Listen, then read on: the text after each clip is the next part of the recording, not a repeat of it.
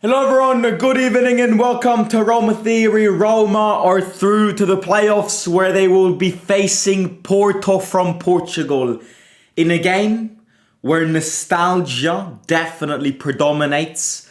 Porto are the last team we faced in the Champions League after a period of time where we would pay golden bucks to be back in that tournament, and that every season we go, this will be our year back in it. And it's almost been, 6 years now that we've struggled to qualify for it. So, very hard game. I'll speak about the game and the draw in this video. I'm going to give a transfer rant because I'm sorry, but this is just unacceptable. I am sorry to always be mad at this board and to never really manage to get the positives out of the situation, but they are stopping our dreams. And it's sadly the truth. The arrogance of this board will stop us once again from dreaming big and going far in the Coppa Italia, in the Europa League, and ultimately, as we've seen in this first half of the season, and it will continue to be like this in the second half, in the league as well. It's unacceptable. So, yeah, I want to speak about a few things. Draw, transfer rant, Paredes apparently, according to Argentinian sources, wants to leave immediately, which I'm very disappointed in. Again, time is ticking. I believe the transfer window in Argentina ends in a few days. If not tomorrow, I have to double check on that one. But, losing a player like Paredes would be a suicide for us at this stage with February kicking in tomorrow. So, a lot of things to talk about. Very solid win tomorrow. Yesterday, I predicted a 2-0 win. I'm very good with predictions. I've said it. If you're betting fanatic, give me a phone call and I will make you win. I knew that we were going to win. And I knew that we were going to struggle, but not more than some extent. They were a good side, they were an organised side, but at the end of the day, they were nothing special. And the fact that Eintracht Frankfurt are 4th in the Europa League, and the fact that we qualified 15th, makes you actually question many things. And one of them is the amount of mistakes that we've made in this European path. Because if Eintracht are 4th, then we could have easily been in the top 3, and I'm disappointed on that side. But look, I'm gonna speak about everything. How come there was no post match? Because I was at the stadium. I was late tomorrow. I know, mate, you're the Shomurodov fan, and I am here to give Shomurodov a big congratulations. I know that you're probably here waiting for me to say it. And yeah, Shomurodov played a great game. Again, my opinion doesn't change. I still think a team which wants to aim at big things should not have Shomurodov as a second striker. But yesterday he got subbed in very well. He believed in every fight that he had on the pitch. He believed on every ball that he got launched. And I will give credit to Shomurodov. Credit when credit is due. You know me. And I also am going to give credit to Sule. Great assist. I mean, that assist is like Maradona prime levels. And I'm going to give credit to the whole team. Apart from Dovbyk, who I don't think played a good game yesterday, but I am here defending Dovbyk because I'm a real fan. And there are a lot of people which go to the stadium on a weekly basis who are fake fans at its max. Dovbyk got subbed out tomorrow. I keep saying tomorrow. Yesterday. He got subbed off yesterday and he was booed. And me and my friend were there and we were like, that's embarrassing. That is absolutely embarrassing. In a moment of the year where you're starting to get the faith back in these players, the confidence back in these players, that things are starting to work out, that the manager is pulling miracles to get these players work after a traumatic start to the season, he plays a bad half, and you boo him off so that he's going to completely fall into a moralistic depression nowadays. Well done. Well done, you fake occasional fans. Well done. Yes. Oh, Dovbyk didn't stop 3 balls yesterday. Boo! You shit! boo, boo, boo, boo. What do we think that's going to give to Dovbyk? Do we think that's going to give a positive feedback to Dovbyk? Somebody who doesn't even speak Italian and is got completely booed by the majority of the stadium. And I'm going to add fake fans in that stadium. What are we expecting now that we booed him? That he steps up on Sunday, scores a hat-trick against Napoli? Look, I will never be tired of saying this. One of the problems as to why we don't succeed is because of the stupid fan base. The boos that Dovbyk received yesterday are embarrassing. Because Dovbyk is... How many strikers in the Italian league, first of all, but at our football club have we seen foreign strikers take time to adapt and take more than 6 months to get their rhythm going? Is Dovbyk the first guy that is doing this and is taking time? Dzeko, do you remember Dzeko? Do you remember how much time Dzeko wasted in that first year to become the striker that he was? And in this year of adaptment, in this year of change, because Dovbyk doesn't speak one word in Italian, barely speaks English. God knows how Dovbyk understands Ranieri in the first place. In a season where we've changed 3 managers, we've gone from a manager who wanted to play a 4-3-3 to a manager who knew nothing about this game, to a manager who's starting to get faith back in these players. Months where the fans constantly booed the players. Even in this, Dovbyk is at 11 goals and 3 assists.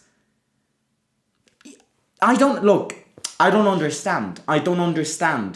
And I don't think these boos are good for him. I think these boos are going to leave a scar in him.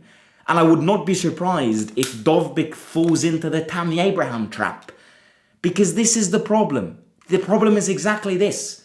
He misses a pass, boo, you're shit.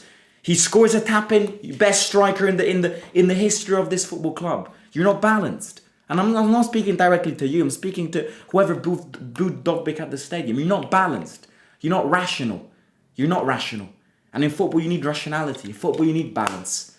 Because if football doesn't have balance, then one day I'm Neymar, and the other day I'm Tammy Abraham. I'm Tammy Abraham during his post-child period. So that's the first rant of the video, and I don't think it's good. I don't think it's good that Dovbyk got booed. Before my second rant, which is the most important rant of the transfer window, I want to speak about the draw. Draw today, Porto. Now look, I tend to. It's not the first time I've mentioned this. I tend to believe in meritocracy. I tend to believe that if you deserve things, you will get these things.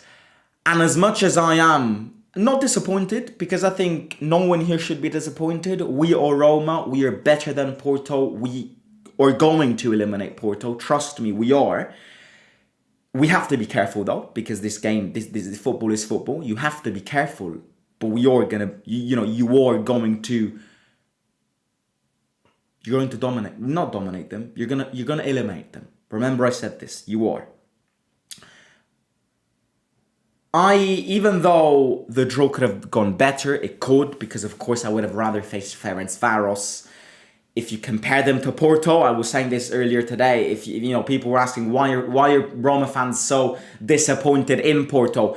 It's not like you're disappointed. It's that the 50-50 chance went the wrong way. If you had the chance to beat Ferencváros, play and beat Ferencváros, I would have taken that chance.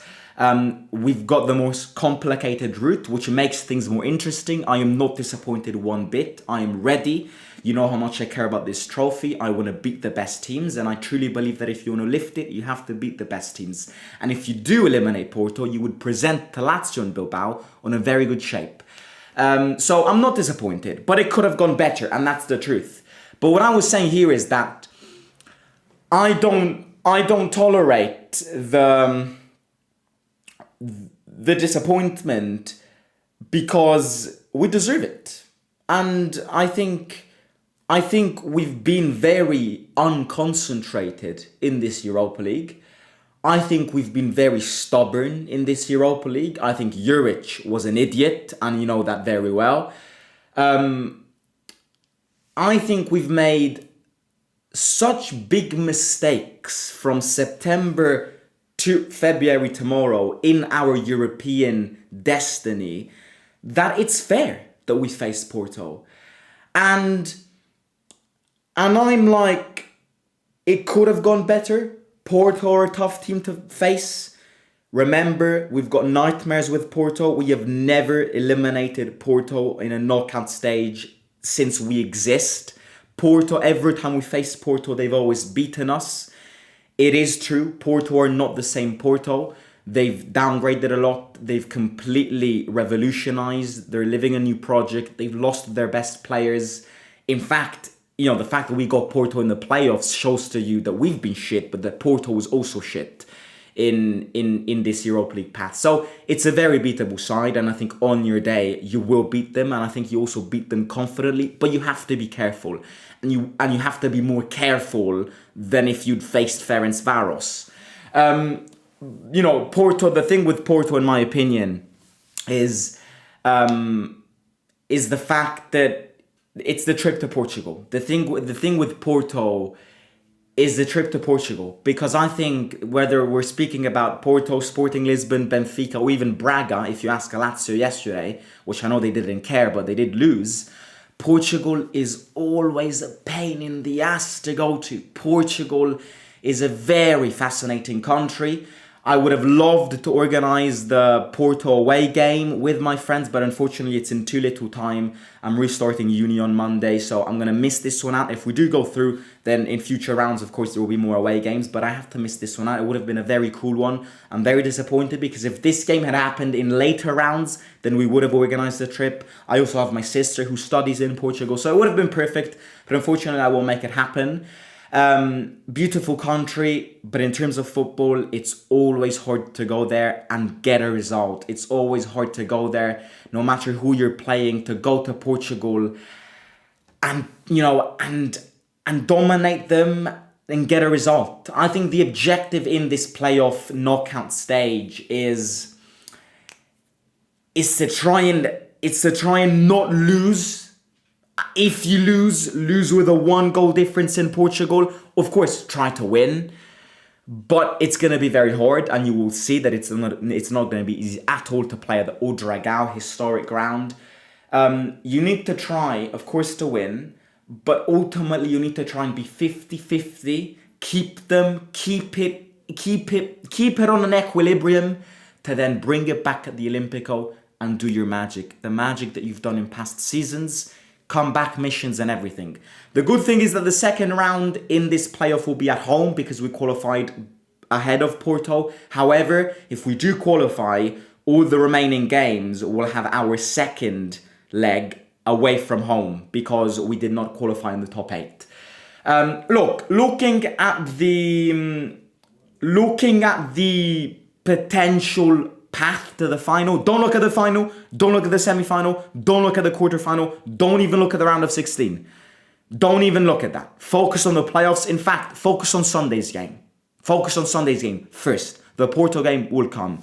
But sticking in the Europa League theme, I was looking at the Europa League draw, and to lift that trophy, you could hypothetically get a path of Porto in the playoffs, Lazio or Athletic Bilbao in the round of 16, Mourinho's return in the quarterfinals, or Glasgow Rangers, which is always tough away, Tottenham or Man United in the final, and Tottenham or Man United in the semi-final, and Tottenham or Man United in the final. Like, you get the point. No need to look at the end and the latter rounds, but it's the hardest route ever. Like, of course, teams can get eliminated. Of course, we can have surprises. But on paper, like, for us to lift this trophy, we have to go through Mission Impossible. Like, we have to literally dominate Europe, go everywhere and beat and dominate and be dominant, which is fun. It's what these, you know, it's what these competitions are all about. I'm not complaining at all. I tend to look at I tend to have I tend to want to have a big mentality in these tournaments. I'm not scared to face the big teams. I truly believe that if you want to win these tournaments, at the end of the day, you will have to beat these teams. So, look, it's... Sometimes we forget that we are Roma. Haven't won much, but that we can also beat the teams that I just listed. And this is what irritates me. Our fans, some of our fans, don't believe in ourselves. If this fan base believed 2 times more than what they do every single season, we would constantly reach finals. Trust. We can get eliminated by Porto. Yes, we can. But trust. Okay? Trust. It will be good until it lasts. We have to give it our best. And we have to try and go as furthest as possible. Lazio or Bilbao, yes, in the round of 16, if you qualify against Porto, you will have Lazio or Athletic Bilbao. Don't want to look at that. Don't want to tell you who I prefer. I want to look at Porto first. But we've got Napoli on Sunday and Milan and the Coppa Italia on Wednesday, which are vital games as well. The last thing which I want to speak about is a transfer rant, because this is simply unacceptable. This is simply unacceptable. And I'm tired. And I'm tired of complaining. I'm tired of always repeating the criticisms towards this board. I'm tired of all of these things because I've been complaining since September, and people will have enough of me on complaining. But the only reason as to why we will struggle, we could struggle, and we won't win this trophy is because signings are not coming in. That's the only reason. We are victims of the arrogance of our owners, of the incompetence of our board, and of the lack of willingness to make this team a successful team. And I find this ridiculous. Because you have got a fan base which believes in this team in every single competition, traveling the world, selling out stadiums on a regular basis. You have got a manager who is working miracles, who is telling you, I'm trying to do magic. Remember, we were talking about relegation when you appointed me. We're now climbing positions in the league. We've got a direct encounter in the Coppa Italia on Wednesday, and we've qualified to the playoffs of the Europa League. I am trying. But Ranieri needs to go in front of this board and go, you need to help me. You need to collaborate with me. Because I am not a magician.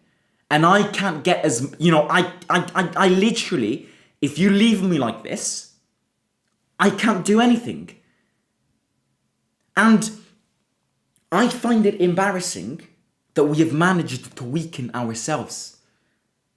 We haven't even, okay, Ghisolfi did nothing. He didn't sell anyone. He didn't buy anyone. No, we managed to weaken ourselves. Because you lost Liffi, you lost Hermoso, and you now have 3 counting defenders as a back 3. So if one of them gets injured, you're absolutely screwed. If Paredes leaves, what happens?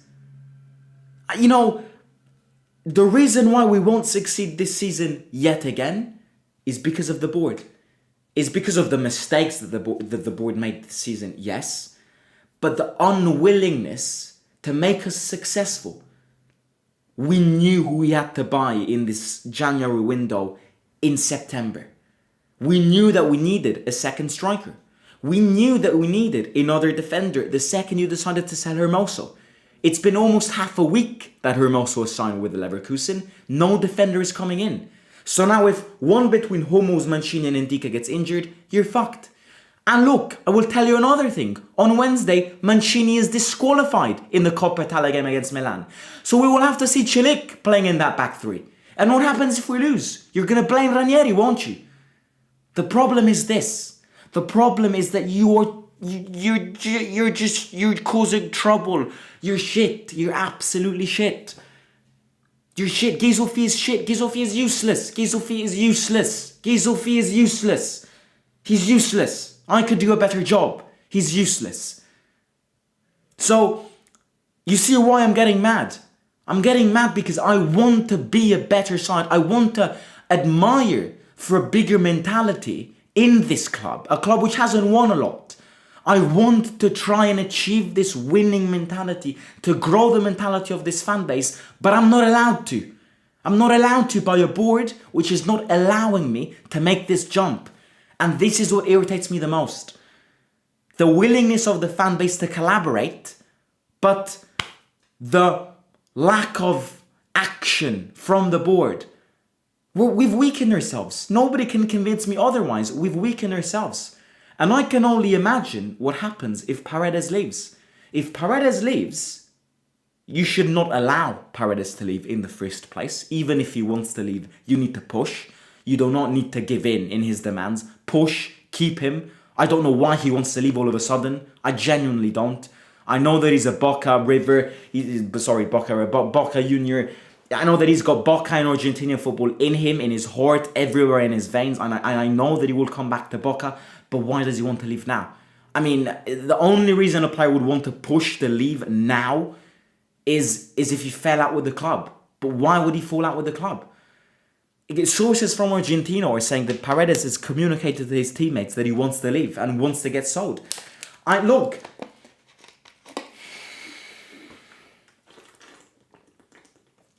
I would normally say if a player wants to leave, he leaves. But on this side, I would really say, no, you need to keep him at all costs. Even if he does not want to stay, you need to keep him. Because Paredes is the machine of this football club. And if you lose Paredes with 2 days left in the transfer window, you fucked the season up. You fucked it up officially. Like, definitely. You fucked it up officially. Like, you're not going to go anywhere. Especially if you don't replace him. I'm hoping that the Dybala friendship magic and Paredes' wife and Dybala's wife relationship can do something, because I mean, getting rid of Paredes now, in my opinion, would be even if he wants to leave, you need to push. You need to push on him staying. And you know, another example of why. I'll give you another example that circulated in these past days of why this club is not serious. Zaleski, who's refusing clubs everywhere. He's refused Olympique Marseille. He's refused Galatasaray. He's refused absolutely everywhere in the world. I don't want him. He's refused. He's having the courage, despite being a terrible player and being terrible with us, to refuse every club because he wants Inter.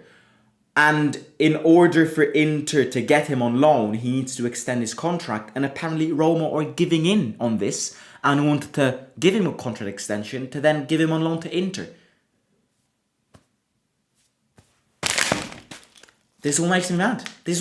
A serious club gets Zaleski. He's refusing clubs everywhere. Fine. Don't you worry. I'm going to pick him by hair.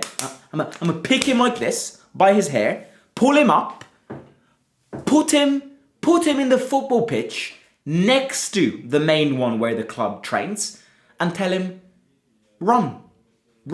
I'm not even giving you a ball. Train by yourself. Run. I don't give a shit.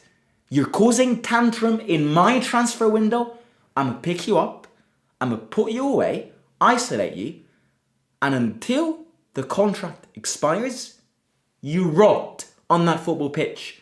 You don't all of a sudden go, don't worry, I'm going to give you a contract extension so that I can give you to Inter. No, don't worry, Nicola, don't worry, Zaleski, I'll do that, I'll give you a contract extension, I'll clean your ass, I'll bring you out for dinner, I'll pay you a trip to the Maldives for you and your girlfriend, I will pay you a guide tour at the Colosseum, I'll do all of that at the same time, extend the contract, go to Inter, come back to us.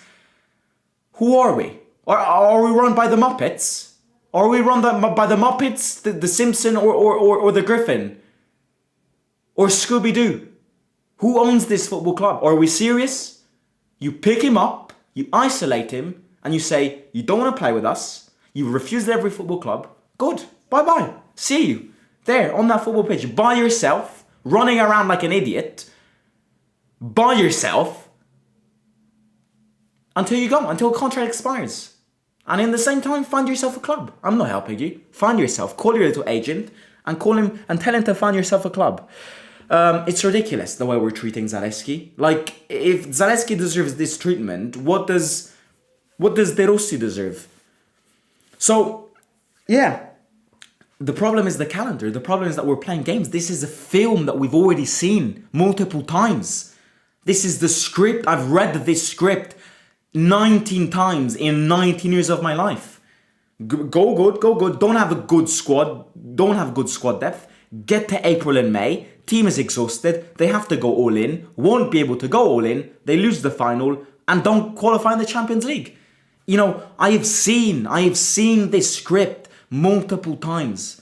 And we are failing to want to change the situation. And that is the main problem at this football club. And that's my rant. And I'm going to end it here. Match preview tomorrow against Napoli. Big game. Let's see what happens. So I'll catch you tomorrow. I actually have my grandmother's birthday dinner. So I'm not going to read comments today. But come back tomorrow and we are going to read comments tomorrow. Okay. So I'm going to read a few, but then I'm going to end it. Simo Roma should have been in the top 8 looking at the state of the teams in there. Oh, I agree, 100%. No extra game. Now extra game makes it difficult. Porto is no more. Yeah, I agree. I fully agree with you, mate. But we deserve to get Porto because we had to get in the top 8. So we deserve this. Oh, I missed the super chat. Sorry. Popescu Bogdan, thank you very much for your super chat. Roma still looks sloppy, but better than 2 months ago. Definitely. Thank you, and sorry if I missed it before. I was too busy in my rant. Porto is in crisis. We can beat them. It's the weak team from last season. Trust me, they have a lot of troubles with financial level. They changed the manager last week also. Oh, fully confident, mate. I'm not scared one bit. I'm not scared one bit. Right, I'm going to catch you tomorrow with a match preview. Come back. Please do hit the like button. Everybody in the stream, take 2 seconds to click the like button down below. 100 likes in this video would be great. Also, make sure to go enjoy the vlog yesterday. Incredible atmosphere at that ground. Incredible mental. Everything kicked off in that away end. So make sure to watch that video. Give it a like and give it a watch. Subscribe. 40 subs away from 14.5k. So if you can hit it, it would be good. And have a good Friday evening. And I'll catch you tomorroor. Bye-bye. See you out.